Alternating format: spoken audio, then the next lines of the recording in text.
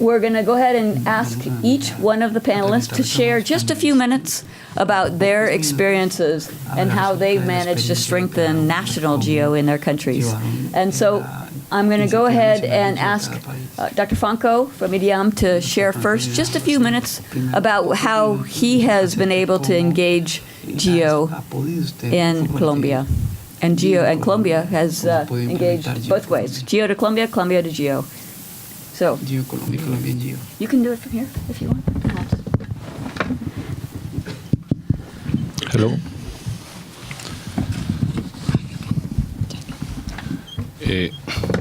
Bueno, buenas tardes a todos. Good afternoon from everybody. Sé que esto es AmeriGEOSS y por esa razón podemos hablar en español algunos. Yeah, this is AmeriGEOSS, and for that reason we can speak in Spanish someone. My English, excuse me. Pero de manera rápida quiero contarles que para Colombia, GEO ha sido una de las experiencias más importantes de los últimos años desde lo técnico y lo científico. Yeah, quickly we want to tell you that GEO is the most important experience that we have in the last time. Hemos tenido la oportunidad de incorporar la estrategia GEO en nuestros planes de desarrollo nacional y regional. Yeah, we have the opportunity to include the GEO strategy in our national planning and all kind of planning for institutions and everything. La parte política ha sido asumida de manera ágil por la Cancillería colombiana. Yeah, the political part has been assumed for our external department of relations, external department. Y acompañada desde la parte técnica por el Instituto de Hidrología, Meteorología y Estudios Ambientales de Colombia, IDEAM. And the technical part has been developed for IDEAM, our institute. Ese vínculo entre lo político y lo técnico Yeah, that collaboration between technical part and political ha permitido que el IDEAM logre incorporar la estrategia GEO a nivel local. Yeah, that cooperation has permitted that we can develop GEO, and technical and political part, both parts.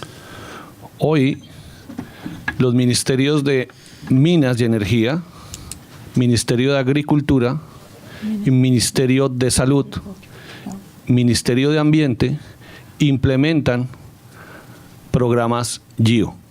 Yeah, and nowadays Minister of Mines and Agriculture and Environmental, they are implementing GEO programs. Esos ministerios hoy tienen en agricultura trabajos adelantados de manera ágil, rápida, con boletines agrometeorológicos que permiten llegar a nuestros agricultores de manera ágil, rápida, con imágenes y con información que les permita implementar en terreno. Those ministers have developed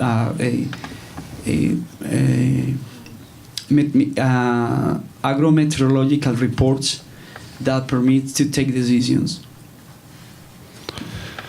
El Ministerio de Salud trabaja con un boletín de clima y salud y estamos trabajando picos epidemiológicos a través de variables meteorológicas, información para los centros de salud y las políticas públicas en salud. The Ministry of Health is implementing Earth observations for epidemiology, and is helping to make decisions at the local and national level using Earth observations. En el Ministerio de Ambiente trabajamos todo el tema con el von Humboldt, el Instituto von Humboldt, Alexander von Humboldt, temas asociados a monitoreo de biodiversidad y es uno de nuestros institutos científicos más importantes en Colombia.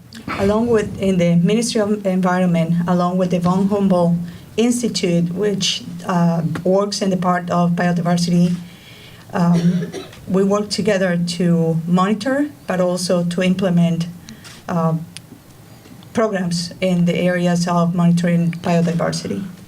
Nuestro Ministerio de Transporte trabaja con temas asociados a la navegación y operación de nuestros ríos, con información satelital y con información hidrológica del Instituto del IDEAM. The Minister of Transportation works with information, satellite imagery and satellite information provided by IDEAM for transport issues along the rivers and other means. La tabla de energía de Colombia es 70% agua y 30% minerales. Y por esa razón trabajamos una vez al mes con el sector de minas y energía. So electricity in Colombia is 70% hydro and 30% coal. So that's the reason to work along with the Ministry of Mines, on using GEO programs. Como se dan cuenta, el instituto tiene una política de datos abiertos.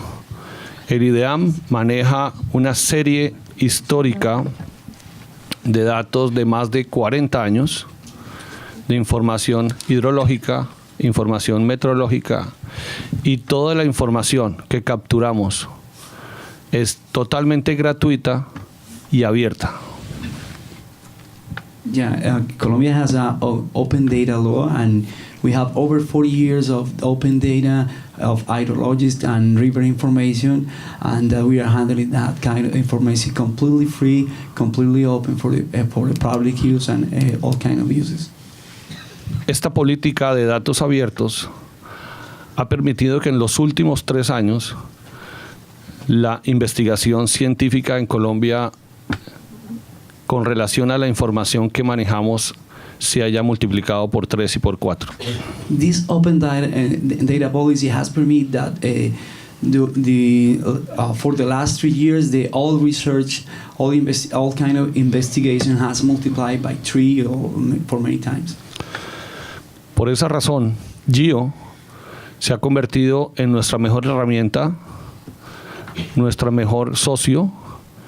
Creemos en el programa GEO porque creemos que es una estrategia de implementación de proyectos que tengan como política datos abiertos y que busquen soluciones a la sociedad.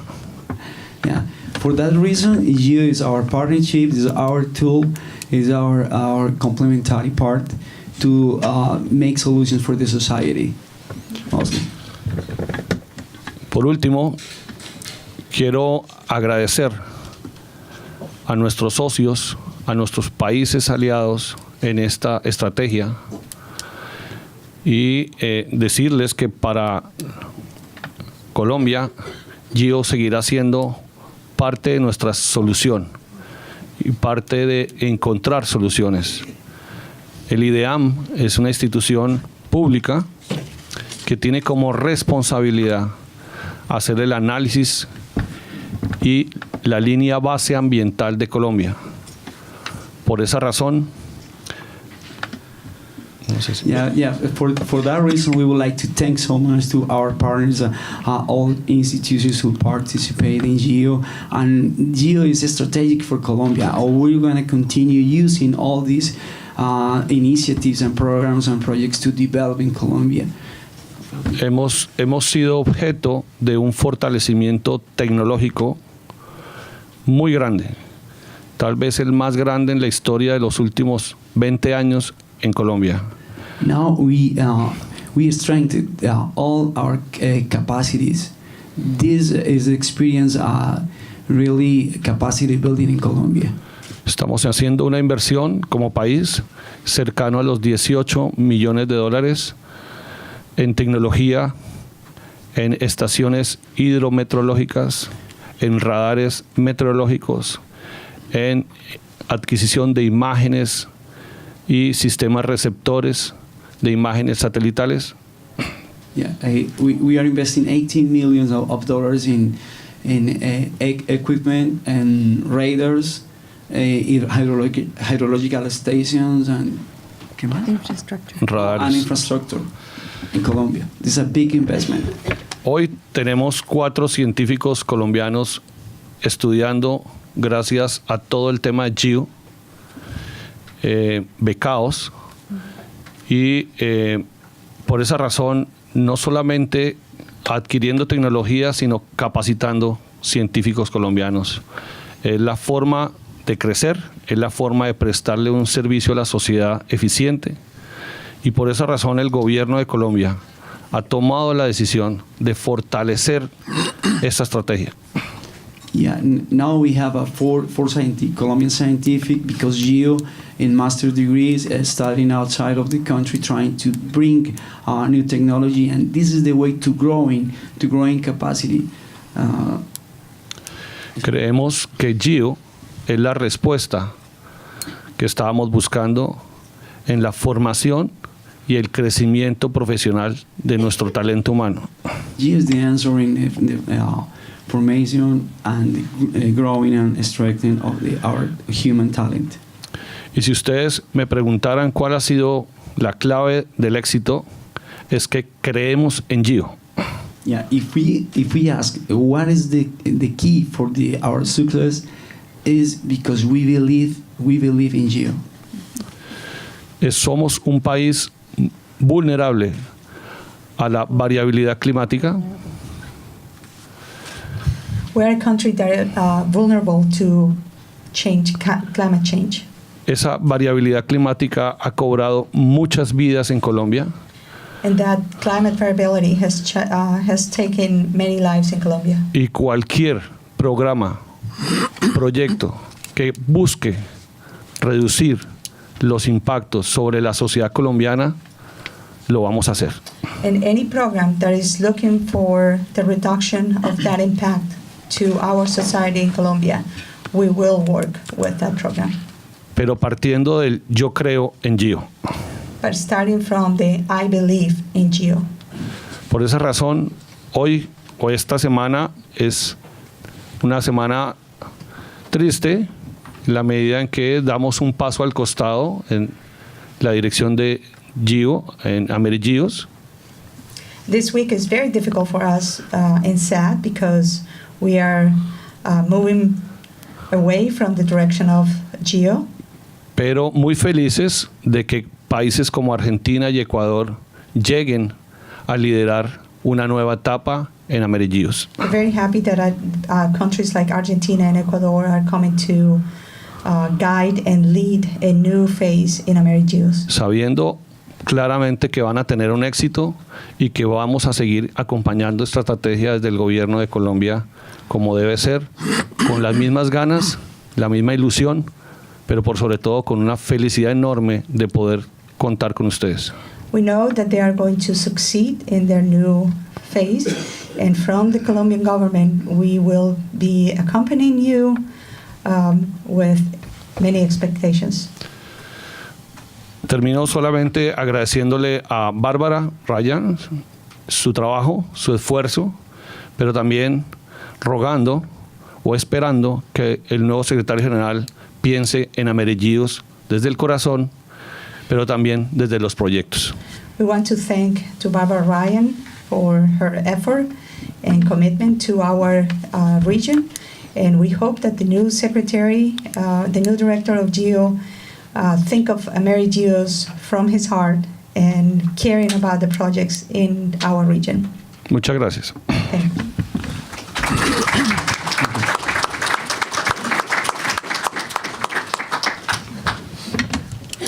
Gracias. That was great. Thank you, Omar and Ricardo and Angelica. Okay, so now we'll invite Ambassador Macaya to share some of his thoughts from Costa Rica's perspective. Thank you. Is this on? Yeah. I would like to thank Nancy Serby for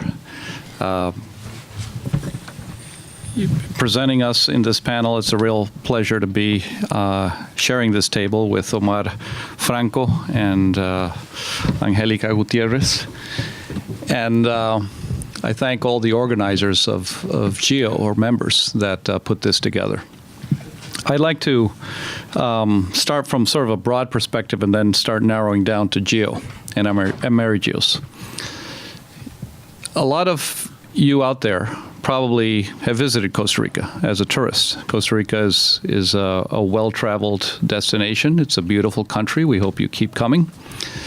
But the reasons that make Costa Rica attractive to come and visit are also the same reasons that make it vulnerable to a number of natural disasters of natural origin.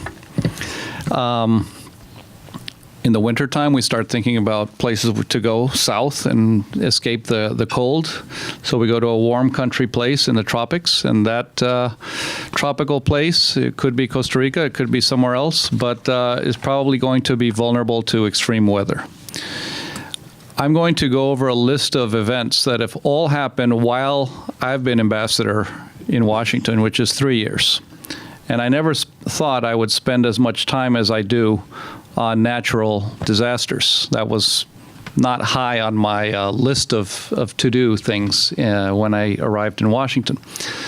But last Thanksgiving, on Thanksgiving Day, we were hit by Hurricane Otto. And that was the first time that we had had a direct hit of a hurricane since record recording started. So we used to be a country that was off the map of direct hits. Now we're on the map. We had an intense El Niño phenomenon that led to the greatest drought in history on our northern Pacific coast and our central Pacific coast. And this happened throughout all of the Pacific coast of Central America. And in fact, we start to see some of the effects of that, of some climate-driven migrants arriving in Costa Rica and seeking special status based on climate causes.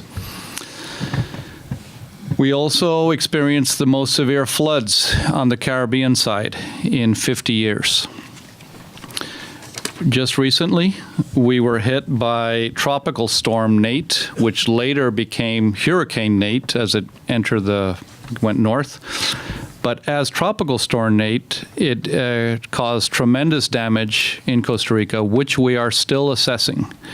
We had 11 deaths, over 11,000 people in shelters that were displaced from their homes, severe flooding, and from our early accounts, it looks like very severe damage to transportation infrastructure, bridges, roads, and so forth. At the time, we were busy coordinating a flight to Puerto Rico to basically repatriate 35 Costa Ricans that were stranded in Puerto Rico because of Hurricane Maria. And in the meantime, we were dealing with our own disaster. So, I mean, these things can come in pairs or more, as this season has demonstrated. We've had intense forest fires, 2015. And then this is not necessarily something you would monitor directly, although there are applications from space, but infectious diseases like Zika certainly came on the scene in the last few years. And then to add a layer of complexity to all of this, we've had waves of migrants coming through Costa Rica on the way usually to the United States, but where they start in some country of South America and then use Central America as a land bridge as they travel north to the U.S. We're also a mountainous country. That makes it, once again, beautiful country to visit, but that mountainous region means we also have a lot of volcanoes and we have fault lines where we've had intense earthquake activity. We've had the Turrialba volcano erupt many times over the last couple of years spewing lots of ash and sometimes shutting down our international airport, which makes it impossible then to export certain goods that leave by air or for tourists to come and visit Costa Rica. We've had the Poás volcano also erupting, sometimes simultaneously with the Turrialba volcano. And this is all happening in a country smaller than the size of West Virginia. So all of that I've just described in the last 3 years. So we certainly have a need for better information, better prevention, and on time or timely information that we can use in order to deal with these disasters. There's an increasing appreciation for remote sensing in Costa Rica, and we've certainly been busy at the embassy in engaging with different agencies of the U.S. government in this area. The develop projects of NASA have been a big hit back home. We've had 3 seasons of develop projects, mostly geared around water issues, whether it's quantifying surface water or the tools to classify droughts according to severity. And this allows us to make certain decisions, like the Minister of Agriculture can trigger an agricultural emergency, which releases certain funds for farmers. And having a tool that allows our ministry to classify droughts by severity is certainly a useful tool. Measuring the evapotranspiration cycles and looking at coastal erosion in remote areas like Cocos Island, which is about a 30-hour boat ride from the mainland. In April of this year, the 5th of April, we had an event at our embassy where we were fortunate to have it be well attended, and it was also well received. It was a dialogue among the embassies of the Western Hemisphere and 4 different departments or agencies of the U.S. government, which were the Department of State, NOAA, NASA, and USGS. At this event, I would like to mention some people that were present. Alejandro Solano, who is our Vice Minister of Foreign Affairs, came up for the event. Dr. Ivan Brenes, who is the Director of the National Commission of Emergencies in Costa Rica, also came up for the event. Dr. Von Terekian was present. He was at the time the Science Advisor for the Department of State. Dr. David Greene, Disaster Program Manager of Applied Sciences Program at NASA. Dr. Harry Sikanek, Acting Director of NOAA. Dr. Sandra Kaufman, Deputy Director of Earth Science Division at NASA. Dr. David Applegate from USGS. And 15 embassies from Latin America all attended this invitation. It was a showcase of the type of information that you can receive from the technology that's available now and the uses that we have for this information. But it was also a very relevant event in that a lot of the players at the meeting, including within the U.S. federal government, were meeting each other for the first time. And so it was a good icebreaker, and sort of one of the slogans that came out of the event was, during a disaster is not the time to be exchanging business cards. We should do that beforehand. And that certainly served the purpose. Now, the disasters that have happened since then, this was just in April, certainly have highlighted the need for better coordination, better information, and just an appreciation for what AmeriGEOSS can provide. We had an event in Costa Rica and San Jose, the AmeriGEOSS Week, from July 31st to August 4th of this year. And that was, the local hosts were the University of Costa Rica and the National Meteorological Institute. And some of the key takeaways and wins from this meeting were, one, the empowerment of certain stakeholders that can play a very relevant role, a technical role in this process, namely the public universities of Costa Rica, the research divisions of these public universities. It is also commendable that AmeriGEOSS is taking these meetings to member states and providing expert technical capacity building on a local workshop format, so that when the week is up, there is some capacity that's left behind in order to deal with or to manage the information.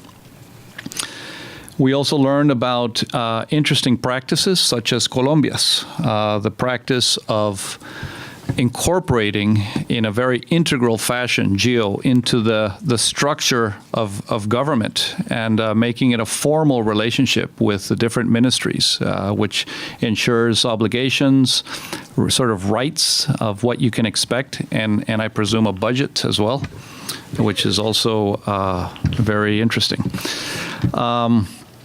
And the projects that were discussed to continue on after this meeting were in agriculture, looking at climate variability and climate change, and food security, disaster risk reduction based on data exchanges and early warning systems, capacity building on the use of information from the International Charter, which incidentally we have triggered from our embassy several times in the last 3 years. Water, in terms of water management and the data that's related to water. Biodiversity and ecosystem monitoring. This is a very important aspect of almost of our country brand in Costa Rica is protecting and managing and getting to know better our biodiversity and ecosystems. And the use of GeoNetcast by our National Meteorology Institute. And after that, there was a meeting in Buenos Aires in Argentina, well attended by all the members of GEO, and we believe that some important guidance and decisions were made there, and one of them, from Costa Rica's standpoint, was to stand up to the plate and say we're willing to take on a greater leadership position in GEO. So I thank everyone here for this event, and as a representative of Costa Rica, we are very interested in learning more about the practicalities of putting these systems into a sort of a protocol where we can deal with emergencies on a timely basis when they happen, but ideally work and implement policies before such emergencies happen in order to mitigate their consequences. Thank you.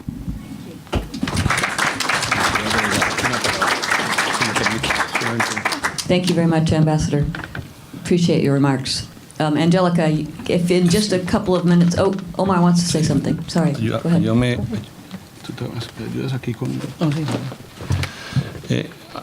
Les pido excusas. I want to apologize.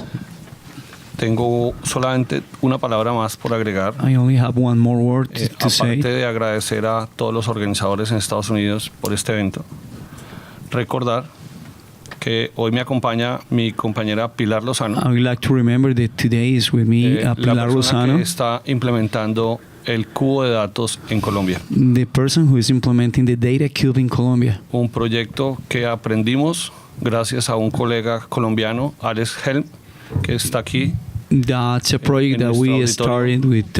Y al que quiero agradecerle que nos haya abierto esa ventana al mundo respecto al cubo de datos que hoy con éxito adelantamos en el IDEAM. Gracias. Yeah, I would like to thank Allied Health to help Colombia to start with this data cube that we started with success. Thank you. Thank you. That's a great point. I think DataCube has been helping people and more now. So next I get to introduce 2 minutes. Angelica and tell her she has 2 minutes to share about AmeriGEOSS, and I know she can do it. Go ahead, Angelica. So what I'm going to talk is one of the activities that we have been doing actually since 2011, before the AmeriGEOSS initiative was born, is capacity building. So what has been our model for capacity building in the region? And I started thinking about, what are the principles, and this is the best that I could comment. Pragmatism, because we are assuming that there is some competence already. And so the capacity building that we do in the Americas through the AmeriGEOSS is targeting government people, government organizations, rather than academia. We partner with academia to host the event, and of course, the universities that host the event have the access to the information and to those courses, but our target is government. We know that we need time for that capacity building to have an impact. We look at institutional participation within this capacity building. Multidimensionality, meaning it's not only the capacity, the personal capacity that we are building, but also that is strengthening the institutionality of the organizations from that country. I'm going to jump into the 6th, flexibility and adaptation, meaning that we are not claiming that the capacity building that we do in the Americas is the only way to do capacity building. And so we adapt according to the needs of the country where we are. So I'm showing here, GEOSS is actually a working group of the Americas Caucus. And so at that moment in 2011, AmeriGEOSS initiative didn't exist. But through the GEOSS working group, we were able to do capacity building in 2011 and 2015. And in 2011 is when Colombia joined GEO. So these capacity buildings were in Colombia through the Naval Academy. In 2016, we had AmeriGEOSS Week in Colombia, and we had about 180 participants, of which 70% were coming from different ministries in the country. And as you see, we had participants from other countries, but the majority were participants from Colombia. And then we have this year, as Ambassador Macaya mentioned, we have 2017 AmeriGEOSS Week in Costa Rica. We also targeted people from ministries and other government organizations. And here we can, I don't know how to use this one. So we have 4 institutions, 45 people trained. We had 3 different sessions. And so the way that we organize this is we go into a country. So it is actually an investment for that particular country. We put together parallel courses, and the instructors actually come from our partners in GEO.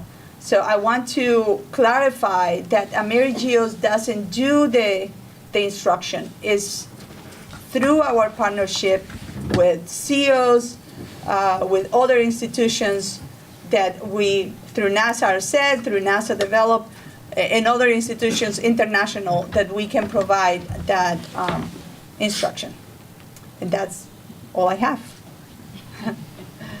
Okay. Thank you, Angelica, and thank you for making it quick. I appreciate that.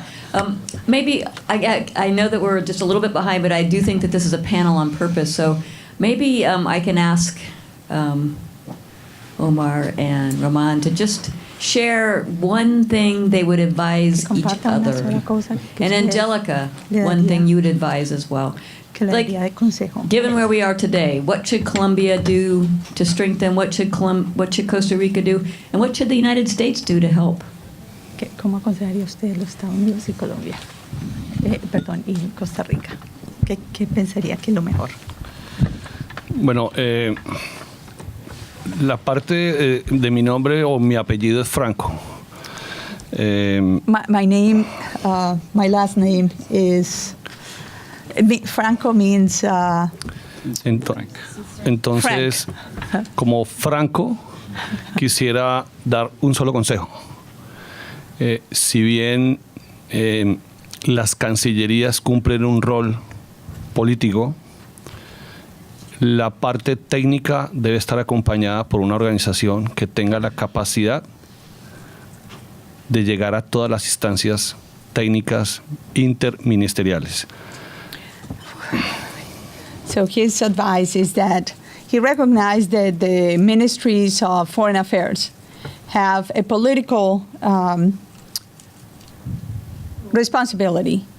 So he recommends that the technical job should be led by a technical organization who has access to the different ministries within a particular country. De tal manera que la estrategia GEO debe llegar a otras instancias que puedan realmente desarrollar el programa GEO, universidad como ciencia y tecnología, e instituciones que adopten esta ciencia en función de la sociedad. So the GEO strategy should ensure that the strategy is actually shared by many institutions, including universities, and also institutions that can implement that science in the country.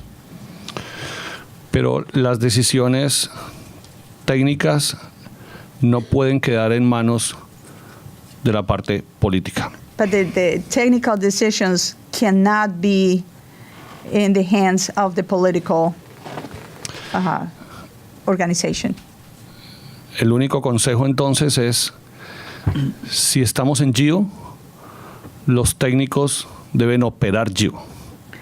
So his advice is that if we are in GEO, then the technical organization should lead in GEO.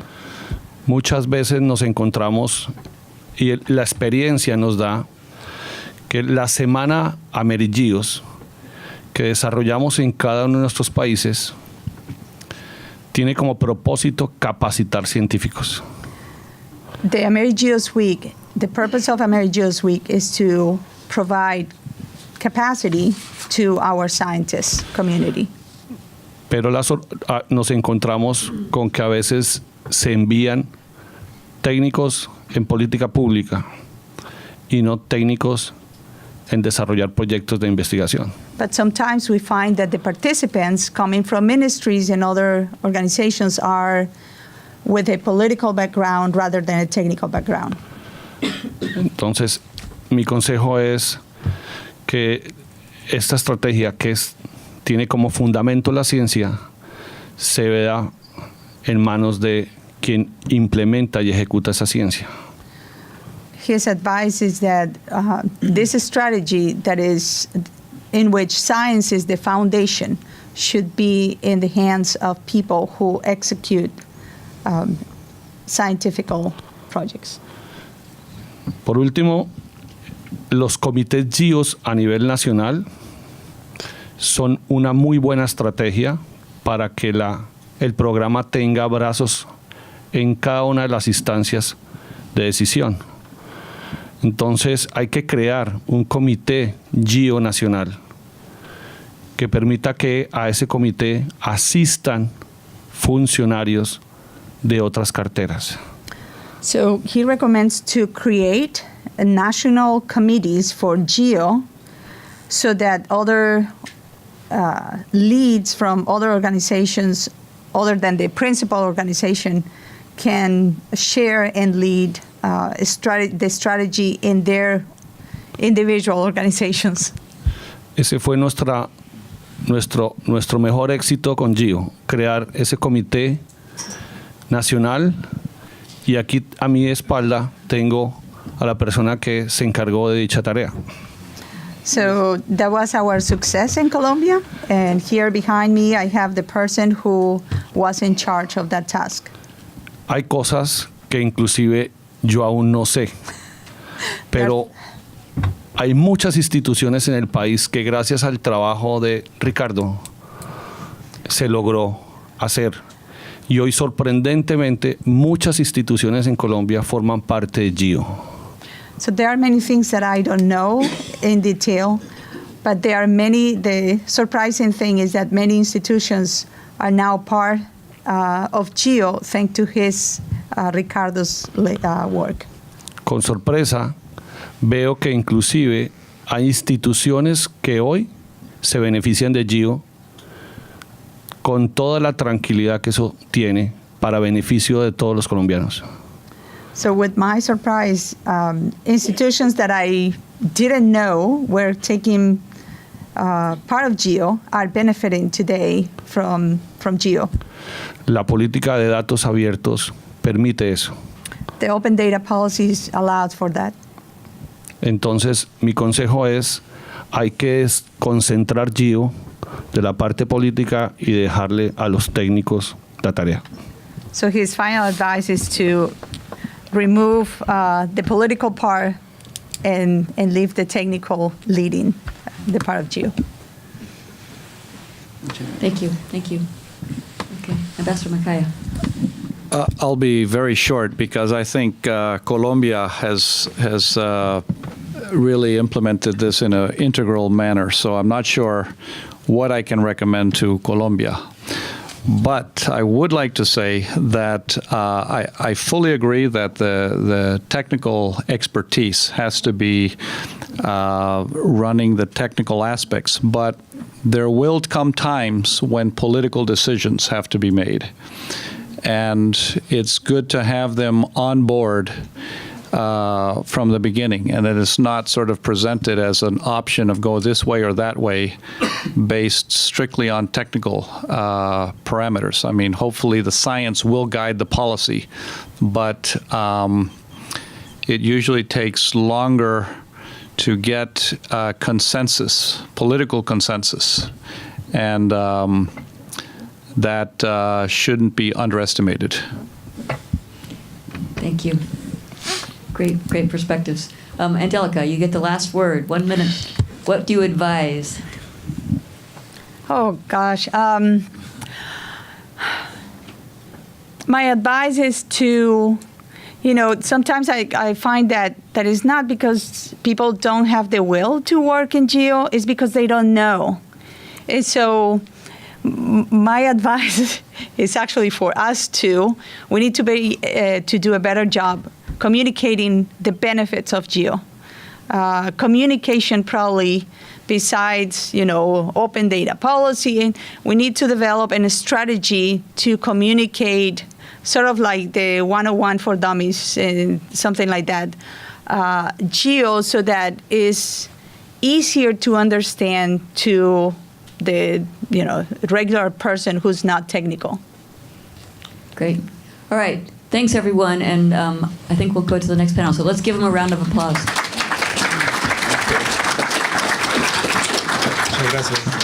And the next panel is going to be moderated by Eduardo de la Torres from INEGI in Mexico.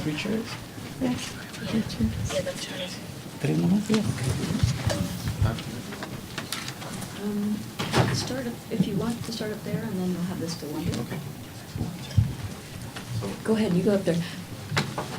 He's going to introduce, I'm going to make a free plug for our reception that is after this. I know that we didn't get a chance to let you all ask questions of our panelists, so please come to the reception right after this, and you'll get a chance to interact and ask those questions that we don't have the time for you to ask. Okay? All right, Eduardo. Thank you, Nancy. So yes, I'm Eduardo de la Torre, I'm Planning Director at INEGI, the National Institute of Statistics and Geography in Mexico. I want to thank the organizers, particularly Nancy, Angelica, Laura, but also our co-chairs from Colombia for their fantastic work over these years and for this great panel. And as you've seen, it has increasing level of geographic organization. We're going from the national to the regional perspective. And, So we have one panelist. Rubia, where are you? I want to invite. Yes, I know. So last time we introduced and they walked up. So, but this time you've gone up. So you might as well go through it, and then he will read your bio. I have a smaller but equally Little impressive logistics, you know. panel, Thank starting you. with Dr. Lubia Vinhas from Brazil. Dr. Vinhas is the chief of the Image Processing Division, DPI, of the General Observation Coordination of the Earth, OBT, of the National Institute of Space Research, the INPE, in Brazil. Dr. Vinhas received her doctoral degree in applied computing from INPE in 2006. She also holds a master's degree in applied computing and a degree in computer sciences from the Federal University of São Carlos. Her research focus has been in geoinformation science and systems engineering, and she's going to tell us about GeoNetcast Americas as an incentive to strengthen geo engagement. Dr. Vinhas, please, you have approximately 10 minutes. Okay.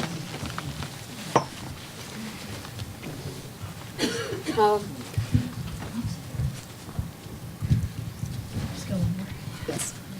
So, hello everyone. Thanks for the invitation to be part of this panel today. I'm Lubia. I don't work directly with GeoNetcast. Those persons, but I work in the same institute as Dr. Luis Machado and Diego Souza, who are responsible for the GeoNetcast Americas in Brazil. They have a lot of, and I'm going to talk about this today, about their work with GeoNetcast Americas, okay?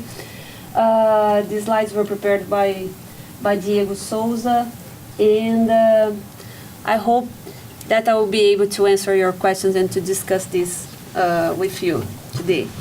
So I think that everybody here knows a little bit about the GeoNetcast network, which is a global network based on low-cost reception systems where to deliver Earth observation products, right, to the geo community activities and several institutions. And the mission is to strengthen the international cooperation on global observation. Okay, the GeoNetcast Americas is the Western Hemisphere of GeoNetcast. So you can see there in that picture the coverage for the GeoNetcast Americas for North, Central, South Americas and Caribbean, the Caribbean region. It's a growing community. And in Brazil, especially in Brazil, it's this project that it's called SigmaCast is an initiative that's being carried on in my organization at INPE that helped a lot to increase this community of GeoNetcast in Americas. Here you can see the stations, the reception stations and organizations in the Americas that are currently part of the network. You can see that in Brazil we have 30 stations now that are operational, a couple more being installed, and some planned, right? And this growing community, it's based, at least for the SigmaCast project, there are 4 components that make this happen. The first component is the natural component of the GeoNetcast, which is the low-cost reception stations. But the other 3 components is the product development, training and support, and it comes up to the user-friendly software for people that receive the data from GeoNetcast to be able to use it in an integrated way and in a user-friendly way. So the first component, you know about it. The second component that is a success for us is because we had other products being developed for other applications, mainly these nowcasting products that were already being developed for the SOS Chuva application, and then it was being tailored and thought about in terms of the GeoNetcast initiative as well. So here's some example of a list of products that are being now casting in GeoNetCast, but there are many others. In case of our organization, in the case of INPE, we are broadcasting more than 30 products, meteorological and Earth observation products, through GeoNetCast Americas. Okay, but another very important component of the system is the training and capacity building activities. These training and capacity building activities have to be tailored for this application. In this case here, it shows a picture, a photo of the last training session that was held in Brazil in June 2016. Actually, I don't know if it's the last one. I know that this picture is from that one. And we had 40 people being trained there at INPE facilities. Half of them, around 20, were meteorologists that would be having theoretical classes and training based on the use of the products, and half of them were technicians that were learning how to deploy the system, the GeoNetCast system.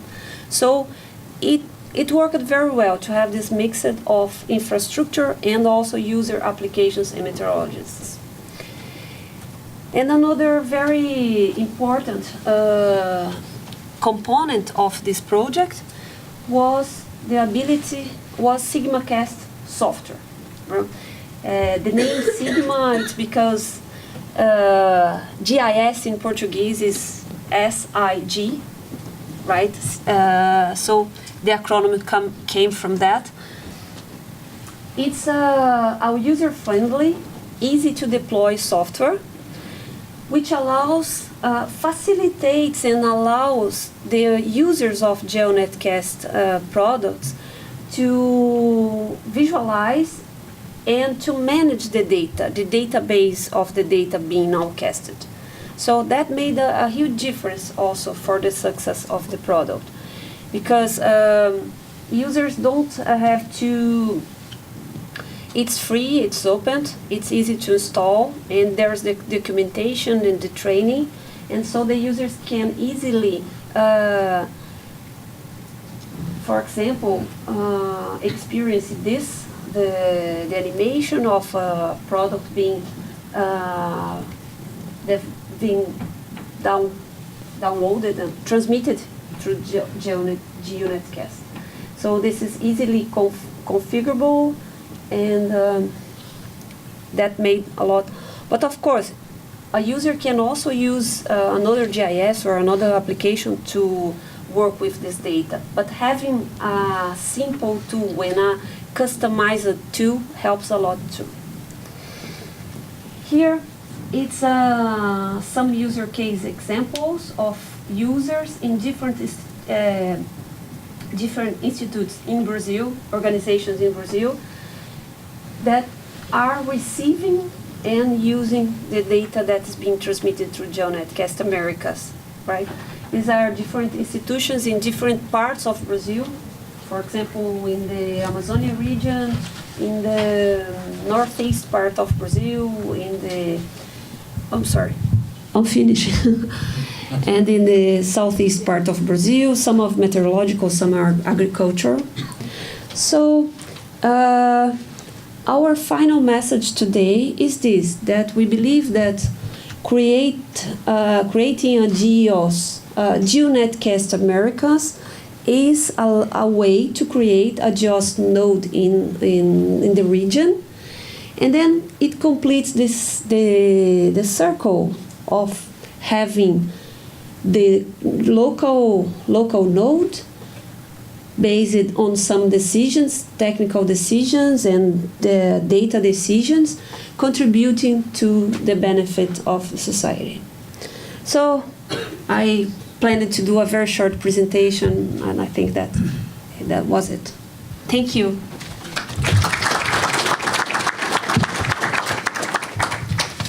Thank you very much, Dr. Viñas. You actually went under your time. So Yeah. We can use that in. Do you introduce Rich? I'm going to pull up his presentation. Oh. Yeah, so we can use that for Q&A later. And I just want to stress the importance of GeoNetcast in Mexico. It has helped us also to emphasize the importance of GEO, because we have very good interinstitutional internal coordination for disasters and so on. But the donation of 10 receiving stations from NOAA for the GeoNetcast network has been instrumental in demonstrating the importance of GEO, and we used them recently in the disasters, in the hurricanes that struck Mexico and the earthquakes, for the collaborative side of this, for disasters. You said Ecuador got an antenna last July, so we are not in the list. So maybe she can add Ecuador. Oh, yeah, because these 10 antennas that we received were distributed among 3 universities and the National Disaster Center and INEGI, so that helped also to create more interinstitutional coordination. Okay, so now we have Rich Fraser, who currently serves as Senior Program Advisor for the Federal Geographic Data Committee, FGDC, of the U.S. Geological Survey. He has a diverse background in business and information technology, with an emphasis in the strategic innovation and integration of information technology in business. He started his career in the U.S. Air Force, where he provided IT and security services for special air missions to the President, Vice President, foreign dignitaries, and other branches of government. He has extensive experience in the private sector as well. And he's going to talk about the AmeriGEOSS community platform as a way to improve access, discoverability, and use of diverse regional and national data sets. Rich, you have 10 minutes. I think this one works too. Well, Nancy told me I had 20 minutes, so I'm going to see if I can do this in 10 minutes. Let's say I can do it? Okay, that's a challenge. I'll take that as a challenge. So first I'll start off just a little bit to talk about the AmeriGEOSS community platform vision. The AmeriGEOSS community platform came out of the foundational activities and tasks that are part of the AmeriGEOSS community. And one of the conversations, the goal and objective within the community is to be able to bring data, services, tools, and other resources to the community so that they can leverage Earth observation resources efficiently. So working with that community, we have been focusing on the development of a platform that will help the community share Earth observation data, find Earth observation data more efficiently, discover Earth observation data in an efficient, accessible manner, and also to help train individuals on using Earth observations and tools that can support understanding and decision making. Here on the right, you see our 4 communities: agriculture, biodiversity, ecosystems, disasters, and water. Within the community platform, one of the key components that we focused on is data as a primary element. Within the data spectrum, we have been focusing on going a little bit beyond just the traditional Earth observations. We are actually connecting social, economic, and environmental data together to help support understanding and decision making. We're linking data at the national level. So here you can see right here in the center, these are actually the national open data portals of each of the countries that we have linked together within the platform. We're also linking regional portals and regional platforms like GeoSUR, like the Arctic SDI, and other communities.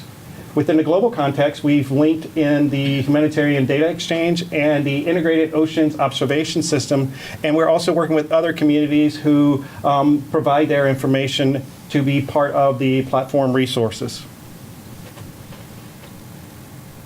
This is just a snapshot of the community platform itself. This is a picture of the data hub. Within the data hub, you have the ability to access and search the data catalog, to complete spatial searches, to look at data sets, to also look at collections of resources and data sets, so tools and applications, services, et cetera. Those things are part of the collections within the data hub. We also have a map gallery. We have various products and services that are being offered through the various providers. And we have various capabilities in terms of visualizations and analytics that are part of the platform. This is more a general snapshot of using the platform itself. Here you can see the ability on how you can search within the platform. We have many different search options. You can do a traditional text search. You can do a map search. You can also do searches based upon keywords and other variables. On the left here, you can see our different countries and the contributions that the providers are making over here on the left-hand side. Within the center here, you can see all of the different products that are available in the different data sets based upon a search that a user can conduct within the system. Here in the bottom right, you can access the platform on various different tools and technologies, on your mobile device, on a regular traditional computer, on a desktop system, etc. Within the Data Hub, one of the things that we really wanted to be a little bit different based upon the user requirements that we've been hearing from the community is to make it more of an exploitation platform. Not only will you be able to find data, but you can also interact with the data in the platform. There are various ways to do that. You can actually interact with the data in terms of using tables. You can use Excel. You can use many different formats. We have integrated the ability to visualize the data with over 40 different tools and applications within the platform. By that I mean you don't have to leave the platform and go to another tool or another website or another resource. You can access those resources within the platform. You can also create charts, graphs, maps, and other things as part of the platform resources. You can view reports and other dashboard resources and tools that are provided by the community, and curators can actually create new products, tools, and services within the platform. One of the powerful things about what we've done with the platform is that the platform allows us to then take the assets and resources that are created within the platform. They can be replicated back to the country assets. So a country can replicate and pull these resources and new products that are created within the platform back to their national platforms once they are available. This is just an example looking at zero hunger as a context. A user can go in and find data. In here, oops, I went a little too fast. Sorry. Here on the, sorry, my animation went a little too fast for me. You can see a user can find, they can search for a word, agriculture, over here on the left-hand side. You'll see that they found 165 data sets. You can also see that they can find various tools and resources that are provided by the community. In this case, we have the GeoGlam crop assessment tool here. We have various dashboard resources that are being provided by other providers. We have imagery and other resources like the Famine Early Warning System, which is a resource within the platform.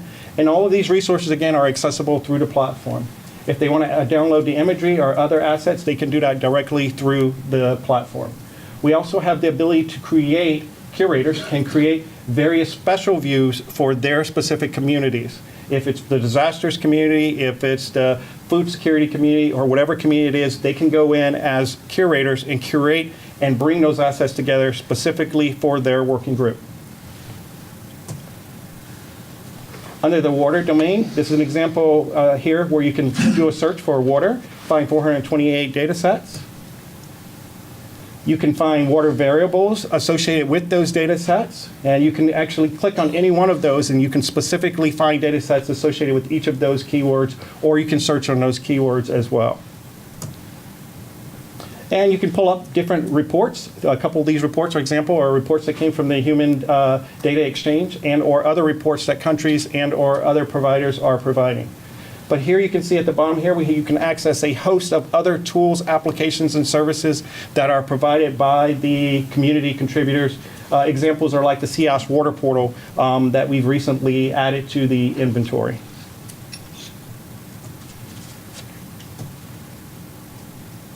This is an example in a disaster domain where you can go in and find disaster data. You can look at it from various different vantage points. Here on the left, you can see there's some volcano data, but you can also go into it and see this is a tool from NASA where you can look at the various fire incidents that have happened in the past 24 to 48 hours. This is a web map service, so it is updated routinely. So whenever you go into the platform, you are seeing an updated visual. An example again here is because that tool is now made available and that resource has been made available in the platform, if a country like Costa Rica comes to the AmeriGEOSS platform and replicates that information, it'll pull these visuals and these tools back, and they can then be made available through their country assets and resources under their open data contributions.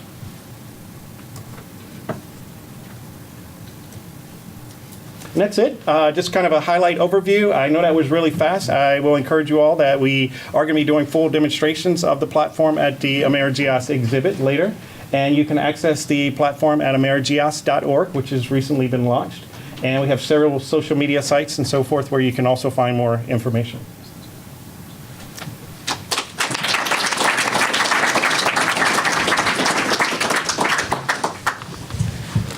Thank you very much, Rich. And I think we have time for a couple of questions from the audience. If you have questions for the panelists or very briefly experiences at the regional level that you have,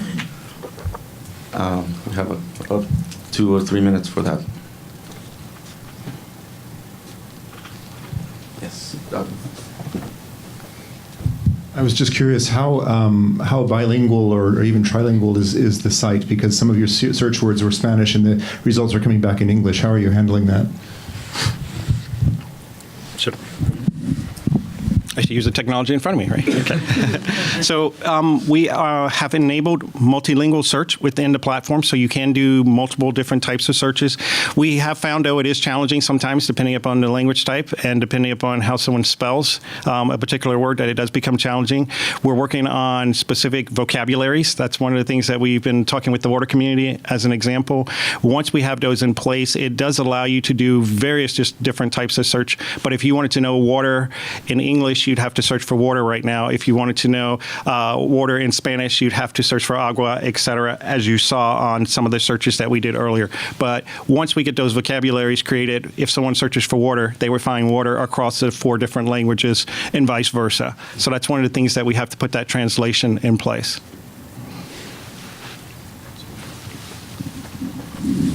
It's a question for Lubia.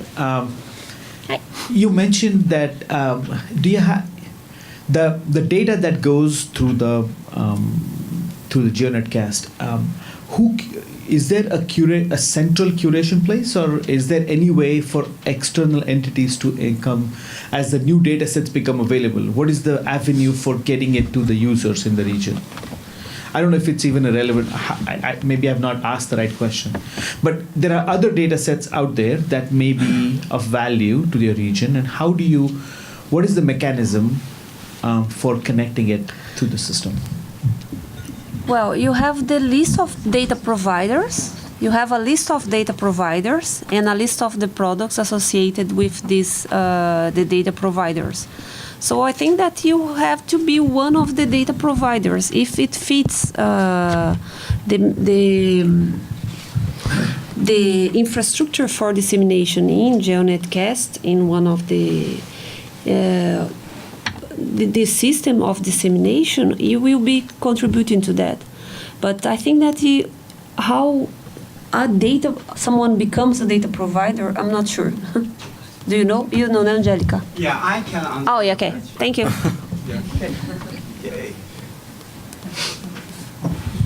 I'm Hong Mingqi from the NOAA. Now I'm the program manager of the GeoNetcast. So if we have a new data set, usually based on the request from WMO, we try to get the user request from WMO. For example, we have GOES-R, GOES-16 data, and also future JPSS data. So we get this kind of user request from WMO SDR. How about GPM? GPM, that's another data set. Right now, we are not looking at it. So if based on user asks this kind of data, we can think about. Yeah.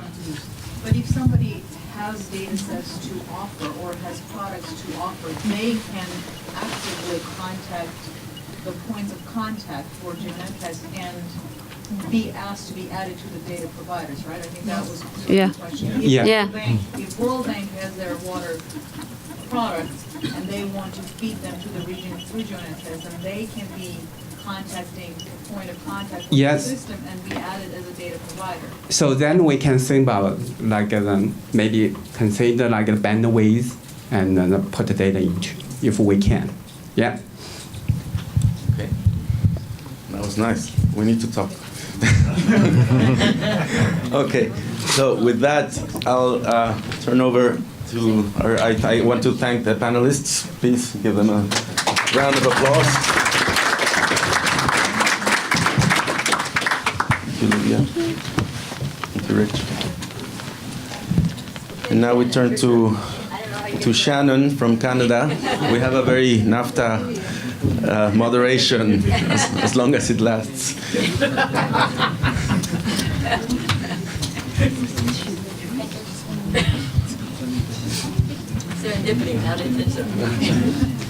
Thank you. I'm Shannon DeGraff from Environment and Climate Change Canada. I work in international affairs with our meteorological service. As you might have noticed, we're broadening out in these topics discussions. So this third panel is related to strengthening the connections to GEO and the broader global initiatives. So our two presenters are Alyssa Whitcraft and Anna Medico. I'm not sure if they want to head on up now, if they're both here. So our first presenter is Alyssa Whitcraft, and she'll be speaking to the additional outcomes from GeoGlam AmeriGEOSS Week training. And Alyssa is an assistant research professor at the Department of Geographical Sciences at the University of Maryland and a program scientist for the GeoGlam Secretariat. She serves as the coordinator for both the GeoGlam Latino America and as the lead of the AmeriGEOSS Food Security and Sustainable Agriculture Working Area. She studied anthropology and Latin American studies at the, here's my bad Spanish, Universidad Autónoma de Yucatán, and her interest in agriculture stems from her growing up in a viticulture family. Turn over to Alyssa. Thank you. I assume the slides are all in order. I realized I didn't put my contact information on these slides, and I don't know, am I loud enough? Can you hear? Okay, great. And so it's just my first name, I'll say it now and I'll say it again. My first name, the letter K, and then w@umd.edu, if you want to take that down. She mentioned that I'm from the GeoGlam Secretariat, in addition to my role at University of Maryland. And around the same time that the food security, or around the same time that AmeriGEOSS was launched, we in GeoGlam decided we wanted to have a regional focus. And so we've launched a number of different regional networks. There's Asia Rice in Asia, there's AfriGEOSS and AfriGam in the African continent. And then we've launched GeoGlam Latino America, which has a focus on Spanish and Portuguese speaking countries.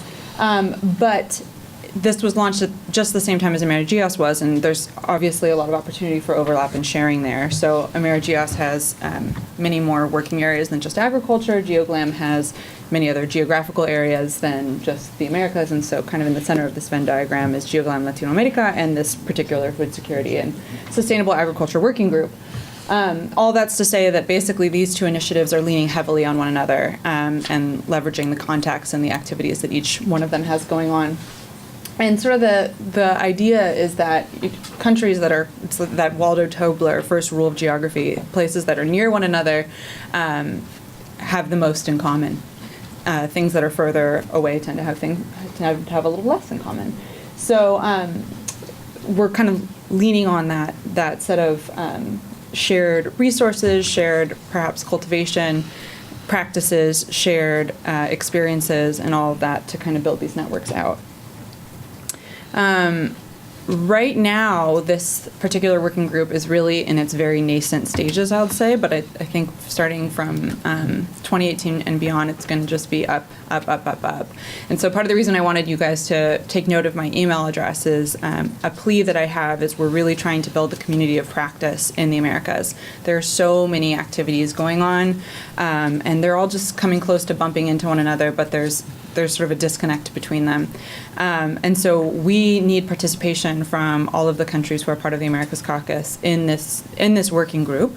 So those of you who are in the position to either get involved on behalf of your country or to nominate somebody from within your ranks to take part in this, we're pulling from both what I like to call next users, which are sort of this intermediate audience. They're EO data users and analysts, the kind of technical people, as well as the users of EO-derived information. So those are the policy makers that the first panel was discussing.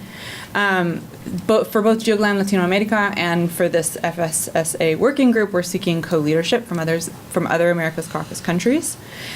And as I mentioned before, we're going to sort of be leaning on the existing activities that we've had going on in GeoGlam, which, by the way, was established in 2011, although the Agricultural Community of Practice, which is what that little acronym at the bottom stands for, has been going since about 2005 when GEO was established.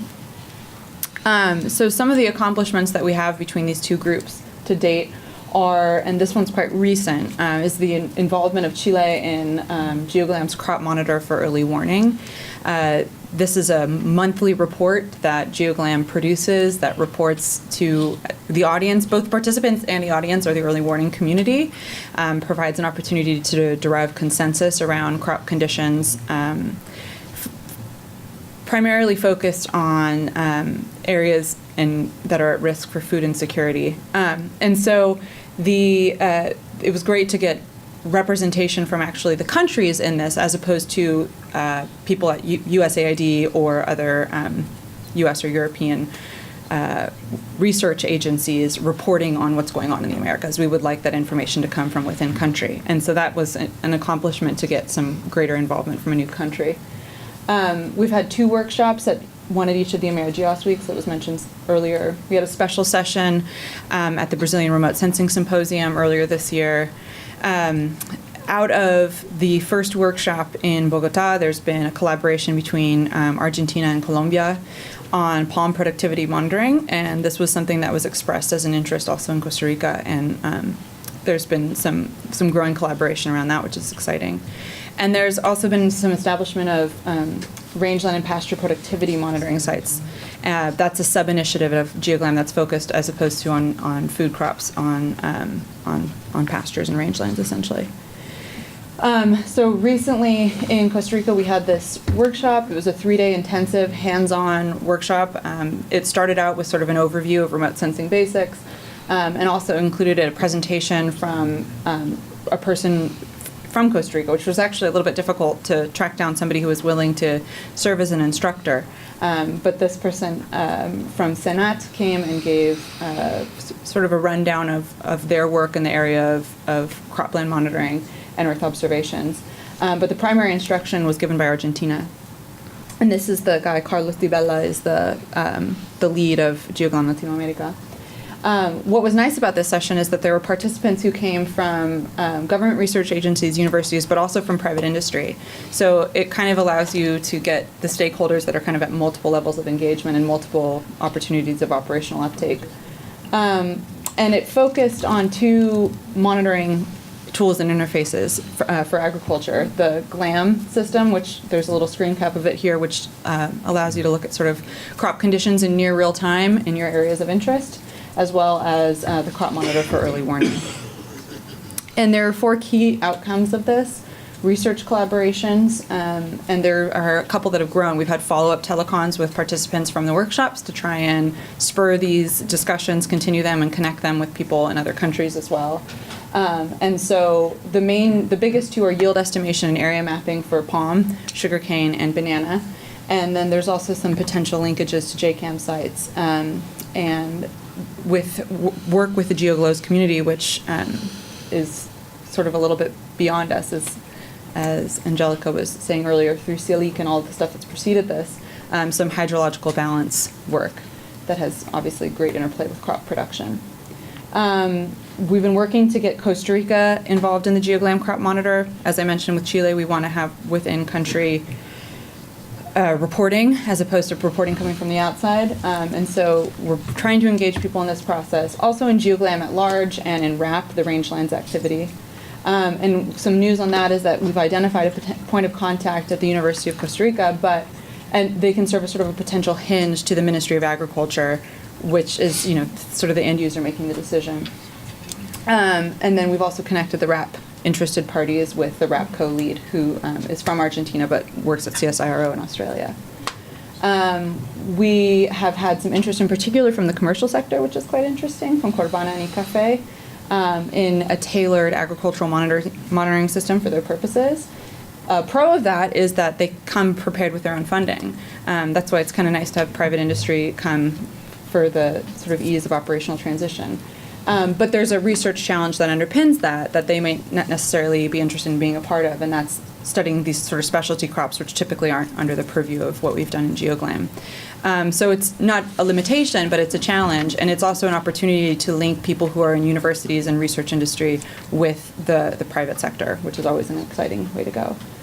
And then, so wrapping up the plans for 2018, the biggest thing, as I said at the beginning, is trying to build out that working group. We want to have sort of regular communication, and we're still at the point where discovery is out there. There's a lot of activities going on and a lot of people doing interesting work.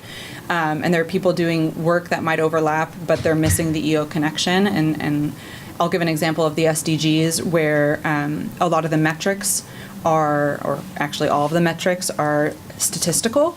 And that's a communication challenge for us within the Earth observations community. There's ways in which we can help measure progress toward achieving the goals, but yet all the metrics are none of them are really geospatial. None of them are really aligned well with remote sensing. And so finding those linkages is, I think, critical for moving anything that we're doing forward.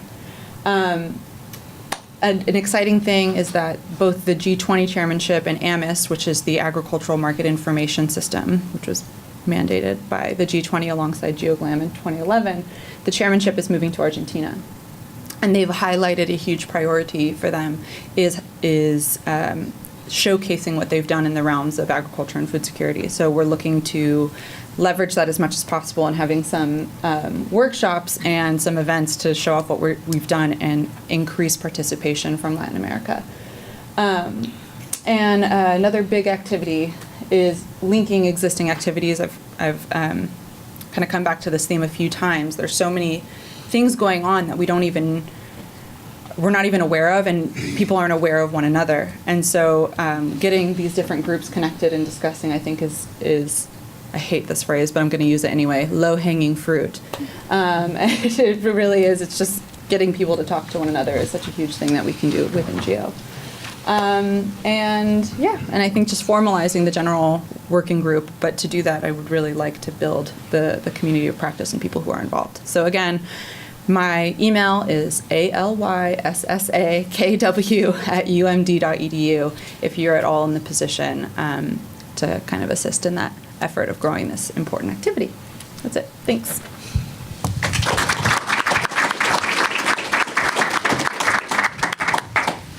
Thank you.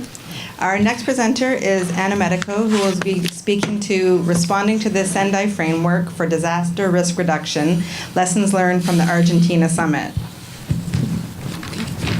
Anna is responsible for international relations in the National Commission of Space Activities, the acronym is CONE, or the Argentinian Space Agency.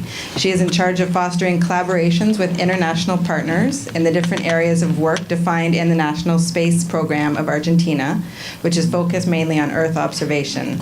She has supported the participation of CONE in international bodies such as GEOS and the International Charter for Disasters, and she's currently the alternate principal representative of Argentina to GEO. Thank you. Thank you. Okay. Hello. Good afternoon, everyone. Okay. I'm here to talk to you about our experience in Buenos Aires in September with the DRR summit. Okay, I'm going the wrong way. Okay. As I said, the regional summit on the contributions of Earth observation to disaster risk reduction in the Americas was organized jointly between NASA and CONAI in the framework of their activities in GEO and CEOS, and it was a really very successful event in the way that it managed to gather over 300 participants from 20 countries and almost 20 international organizations. And the goal of the activity was to bring together the communities of EO data providers and data management. And I think that the important idea here has to do with what Ambassador Macaya was saying before. A time of crisis is not a moment of exchange business cards. So it was the opportunity for representatives from different communities that have a role within the cycle of an emergency to get together, to understand each other, to know each other's language, and on how to approach a disaster situation. I think that the key to the summit was this. It was communication. It was getting all these different dimensions of the emergency. Okay. Together, and for this, the proposal of the summit was to have different areas of work, and it gave the opportunity to participants to, for instance, be in a part of. There was the business meeting of the GEOS Working Group on Disasters, so that had open sessions where participants were able to learn about pilot projects that GEOS is doing. There was also an open event on disasters for AmeriGEOSS. There were two thematic sessions on hydrometeorological risk and geohazards promoted by the Global Flood Partnership and the Open Geospatial Consortium. There were training opportunities on wildfire management through remote sensing and on the use of SAR tools. This was the humanitarian dimension included with humanitarian sector representatives, and all this was the first part to the summit in itself, which prepared the participants to participate in a simulation exercise. And it was timely, I should say, as it was said before. It was on September 7 that we woke up hearing about Irma hitting ground and the earthquakes in Mexico. I wanted to refer to the simulation exercise that was coordinated by NASA and had really was a very impressive job, teamwork. It was based on an imaginary country prone to disasters, and people, the participants had to take the roles of different sectors, emergency managers from the research sector, commercial, humanitarian, and Earth observation. And they had to team up, and they were fed about the different disasters, because this was a multi-hazard event. That there were fires, floodings, and even a volcanic eruption. So people really got immersed in the exercise. I should say that it was very well prepared, and it was very impressive, and people were running from table to table, bringing their piece of information and trying to communicate to the different groups. And they realized this. It was evident the need to have a common understanding, and that this understanding has to come before we get an emergency. And then we also had an open session of AmeriGEOSS on disasters that was centered around discussions about floods, volcanoes, and fires. The group of the people that were in the summit shared their knowledge and tried to identify gaps and possible linkages between the groups in each country. And I just wanted to refer briefly here to what was presented on the first day of the summit, which is the National System for Integrated Risk Management, the SINAGIR, which is the experience of Argentina. Since 2016, we have a law about to create this system that is in line with the Sendai framework goals. So this is an interministerial work led by the Ministry of Security that has civil protection under its umbrella, and also with the support of the Ministry of Science and Technology and specialized bodies that in the summit were these bodies, that the National Space Agency, that is CONAE, the National Water Institute, INA, the National Geographical Institute, IGN, the National Meteorological Service, the National Geological Service, and the National Program for Fire Management. And these agencies share their different work in their specific field, and also the system has participation from provinces and local governments, and it generates protocols for information management for each type of emergency. This is a work that is bringing together work that is going on, has been going on for a long time in Argentina. And just brief after the summit, what we found certainly needs such as access to data and to know where to access, how to receive it, what is available, how it is available. Also, the need for capacity building that has been told many times so far, technical support, and strengthen communication networks. That's I think that the key word is communication between communities here.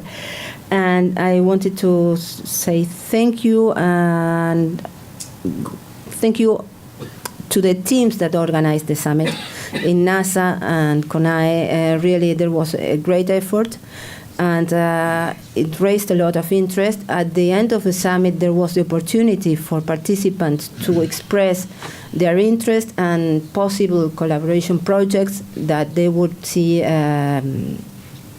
that could fit, for instance, AmeriGEOSS. And so that is being organized by NASA. They are collecting the list of projects, so I will be seeing more of them. Thank you.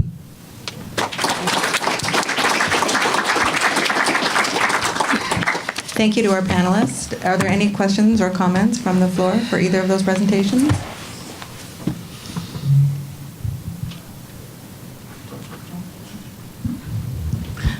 My name is Yana Givarkam. I work at NOAA. The question is based on Alyssa's presentation, but it's actually to Anna.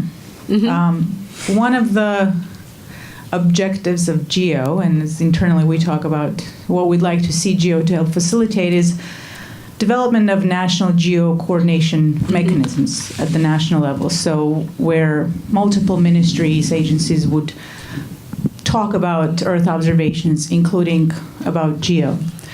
At least on a hypothetical level, having a country participate in a major way in a flagship seems like a really good way to draw attention of at least one policy level ministry, so it's not a space agency or a research organization, but a policy level body to the actual value of being involved in an effort that GEO helps create. So in the case of GeoGlam Latin America, with Argentina stepping in at such a leadership level, I do wonder if this hypothesis actually proves itself. Do you see the early indicators of the Ministry of Agriculture being involved, and so thereby kind of this interest being shaped at an interagency, interministry level that may actually lead to a more robust national GEO body in Argentina? Okay. Thank you. I'm sorry for. I should answer with my presentation. One thing that I missed mentioning was that having the opportunity of having such a visible event within Argentina has created also a lot of interest in the communities. That was very important for us. So we are now working with the different communities to gather this interest and have a more robust GEO initiative in Argentina. Does that... So it's almost like hosting a big event may in fact be enough of a catalyst for, or at least one of the catalysts. Yeah, not the only one. It takes a lot of work within the communities because it is difficult for people to understand the nature of GEO or how to join GEO from an institution, from a program, from an individual or a company. So it is our work now to work with these people who have come to us asking how they can join us. Okay. Hi, this is David Greene from NASA. First, let me thank Anna for co-organizing this with us, and your message is right on. And I just wanted to help support a little bit of Jana's comment.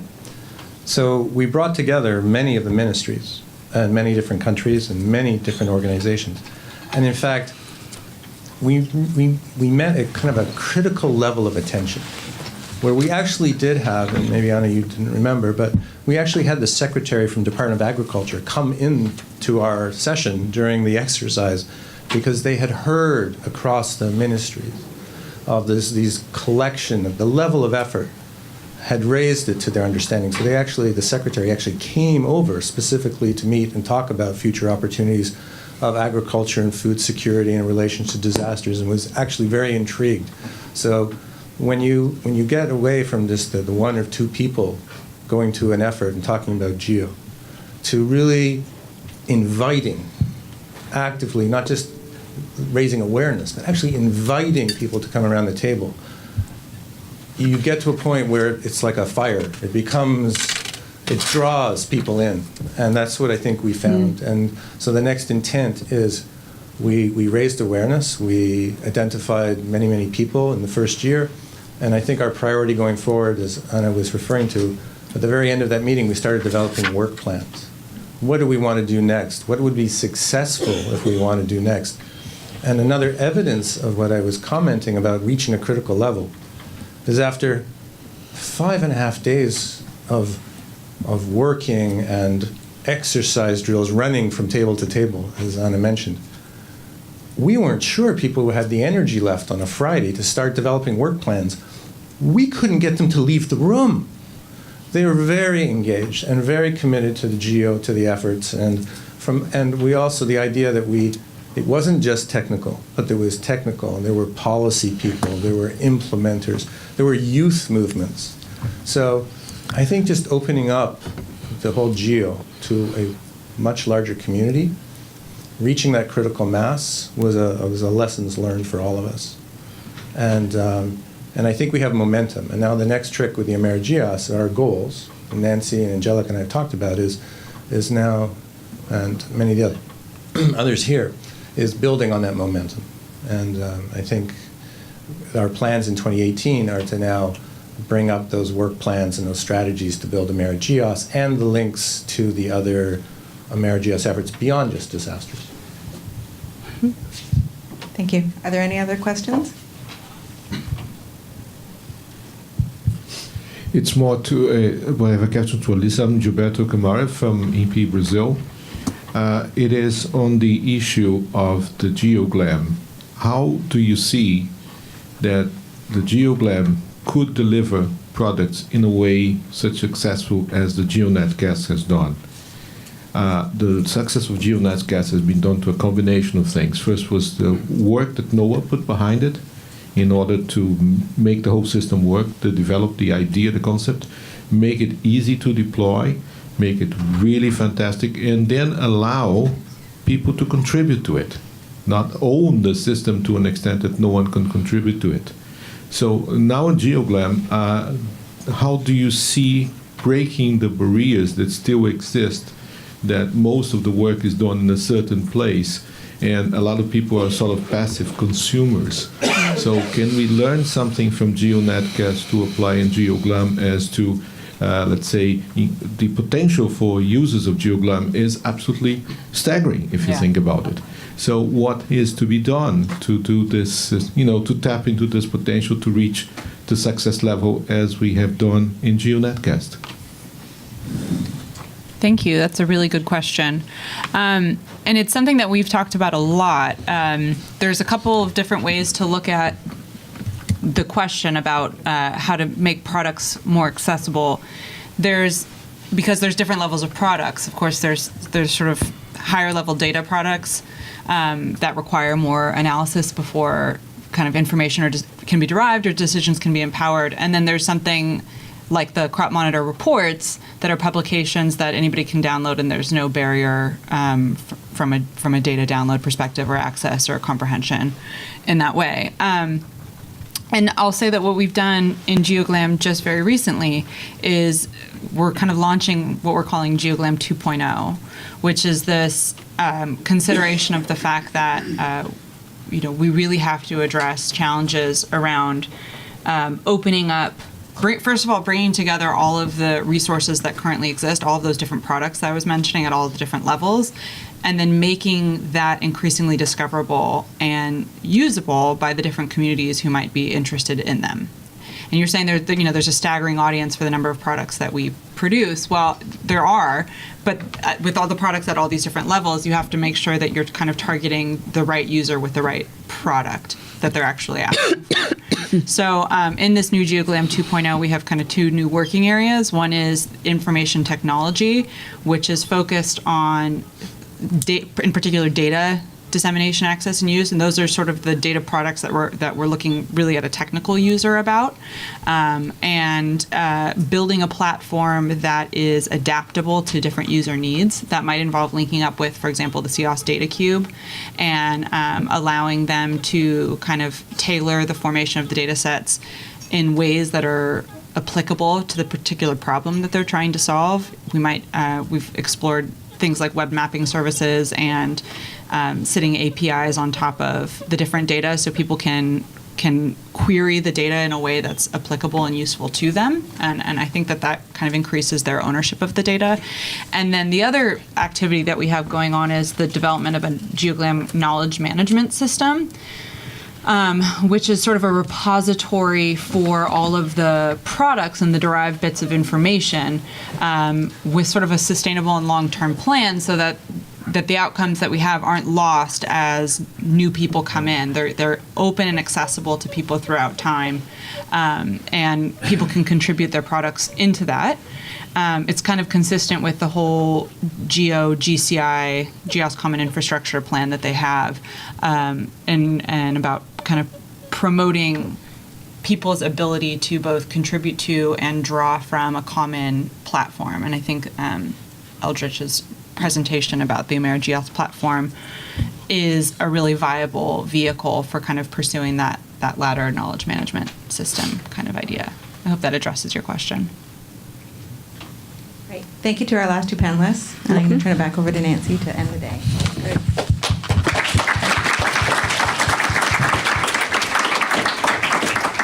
All right. Thanks for everyone for being cozy in this room. I was a little worried that the tables were going to be in the way, but it made us all cozy together. So I really appreciate you taking the time and staying with us through the whole event. Thanks to all the panelists. I really appreciate their contributions. I think it's really great. I think you heard the value of an embassy and how they helped us connect. One of the stories that didn't quite get told was that Angelica was meeting with the Vice Minister of Science and Technology on the side of Costa Rica's AmeriGEOSS Week because thanks to Ambassador Macaya, we were hooked up to the right folks. So sometimes if you can get access to the governments through the embassies. So I encourage you to do that. We asked our environmental science and technology officers to join us by live stream that are out in the Western Hemisphere in the different embassies. And we invited embassies from, like Ambassador Macaya, And I believe we have staff from Panama and El Salvador here with us to come hear about us. So I do think having what we call boots on the ground in our severe program, having those that are there in our various locations are great advocates for us, and building their awareness of the value of GEO can then help us spread GEO. So thanks to Ambassador Maikaya for being here. I know that there's 2 session announcements. One, you wanted to make one, so that's related, and then I have another session, and then we will tell you about the important thing, which is the party.